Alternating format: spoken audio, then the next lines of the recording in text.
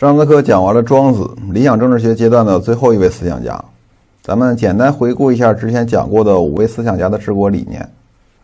孔子主张覆周礼，老子庄子主张无为而治不折腾，墨子主张兼爱非攻，孟子主张仁政。这5位的治国理念呢都很理想化，所以为什么我把这一阶段叫做理想政治学呢？中国历史发展到战国时期，传统的邦国制解体，建立一个统一的大帝国已经是大势所趋，各诸侯国为了吞并别人而不被别人吞并，都在进行变法图强，都在摸索一个新的国家形态。在这种大形势下，就出现了一批立足于现实的思想家，他们建构现实的政治秩序，提出了一些切实可行的治国方案。比较早的出现这种实用倾向的是黄老道家。发展历史，为什么叫黄老道家呢？黄就是皇帝，老就是老子。所谓黄老道家，就是以老子的道家思想为核心，融合诸子百家的理论，建构一套现实可行的治国方案，然后托名皇帝这么一个学派。黄帝据说是华夏文明的初祖，中国人自称是炎黄子孙嘛，就是炎帝和黄帝的子孙。有很多东西据说都是黄帝发明的，比如房子、衣服、音乐、医学都是黄帝首创的，要不怎么叫文明的初祖呢？因为皇帝很有名，所以黄老道家才要托名皇帝，就把自己的思想说成是从皇帝那里传下来的，来提高自己的影响力。黄老道家这一学派的人主要集中在当时齐国的稷下学宫。稷下学宫是在齐国首都临淄的蓟门附近，是由齐国官方开办的一个高等学府。主要代表人物有田骈、慎道、宋行、尹文等人。宋行这个人之前提过，就是《庄子逍遥游》里边那个宋荣子。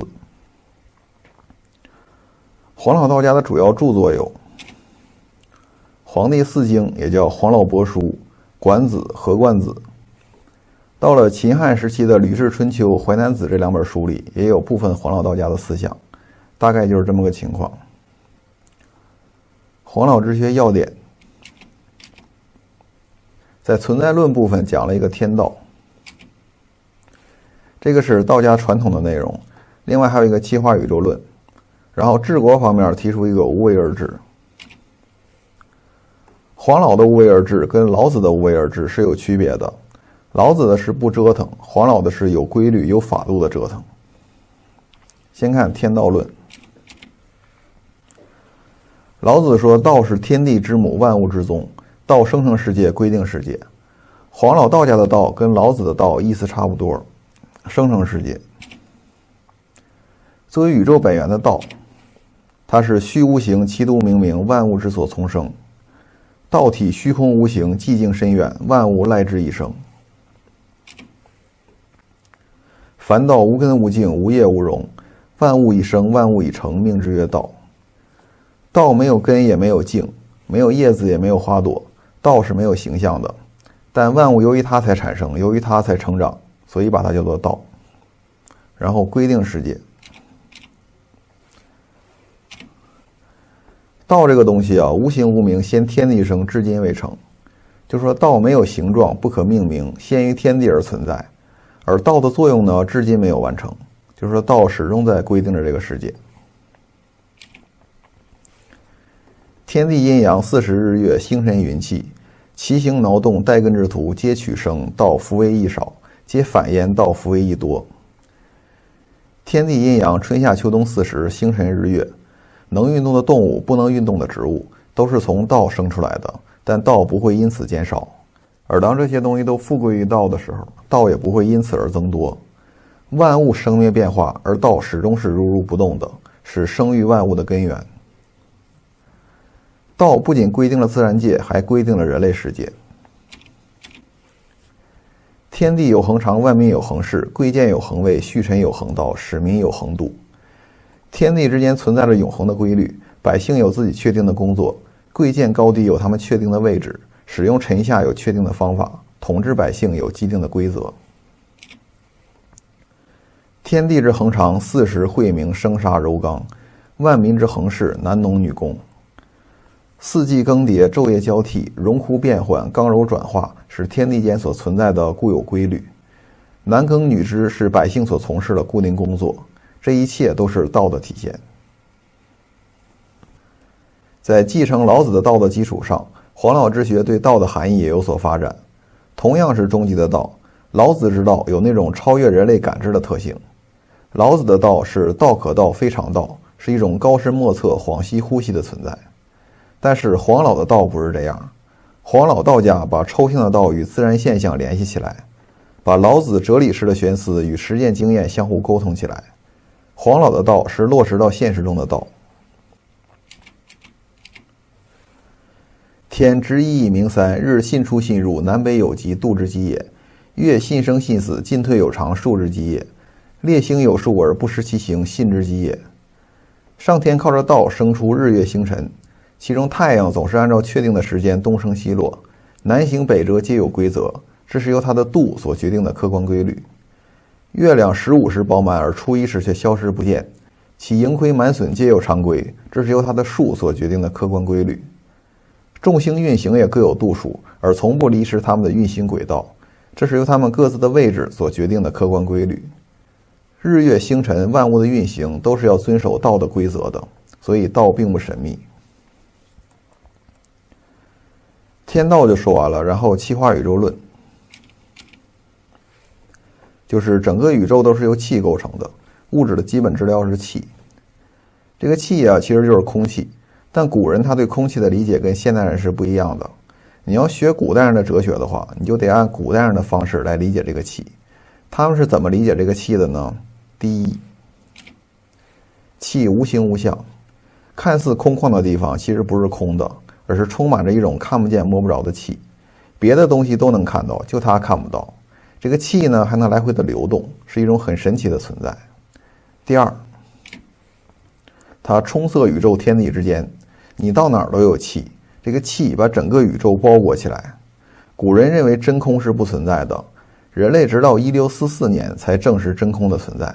在此以前，大家一直都认为宇宙是被气包裹着的。当时有句话叫做大自然憎恨真空。第三，它是生命的活力。万物之所以生机勃勃，就是因为有气的维持。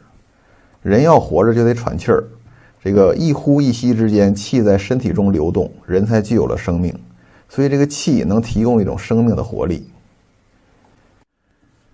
这是说了一下古代人所理解的气，接着说气化宇宙论。到了战国时候呢，人们开始对物理世界、自然界产生兴趣，大家就问一个问题：构成物质的最基本的原料是什么？比如说杯子是由玻璃构成的，那玻璃又是由什么构成的呢？桌子是由木头构成的，那木头又是由什么构成的呢？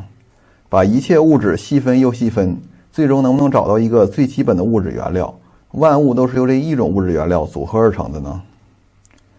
这个最基本的物质原料啊，它应该是一个虚无缥缈的、没有确定形状的这么一个东西。因为它没有具体形状，所以它可以成为任何形状。大家找来找去，最终就找到了一个气。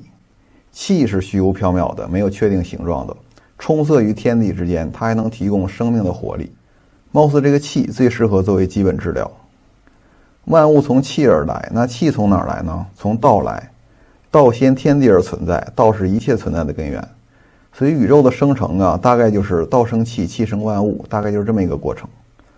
黄老道家的具体说法比这个复杂点，咱们看看他们是怎么说的。天地未形，缝缝熠熠，动动逐逐，故曰太昭。天地还没有形成的时候，混混沌沌，无形无相，我们管这种状态叫做太昭。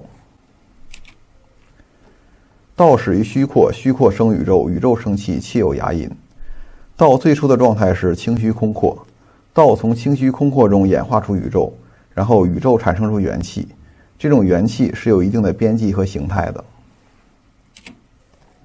清阳者薄密而为天，重浊者凝滞而为地。清妙之和专一，重浊之凝结难，故天先成而地后定。